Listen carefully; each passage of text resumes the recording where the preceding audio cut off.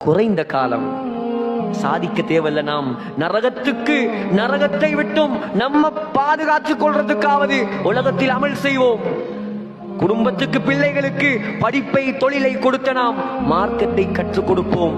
அல்லாஹோடு நெருங்குவோம், அல்லாஹோடு தொடர்பாகுவோம், அல்லாஹ்வுக்கு வழிபடுவோம். மௌத்து எப்ப வரும் என்று தெரியாது. கைசேதமான விடயம் என்ன தெரியுமா?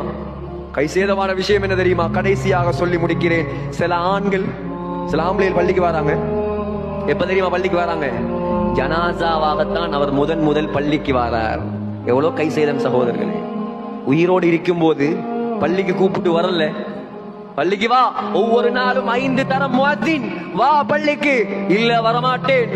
கஸ்ட்ல போனாங்க, உலமாக்கள் போனாங்க, தாயிகள் போனாங்க, வா பள்ளிக்கு. இல்ல வரமாட்டேன். வரல. மௌத்தாகினாய், வரலையா? காலையும் கையையும் கட்டி கொண்டு வருவான் பள்ளிக்கு.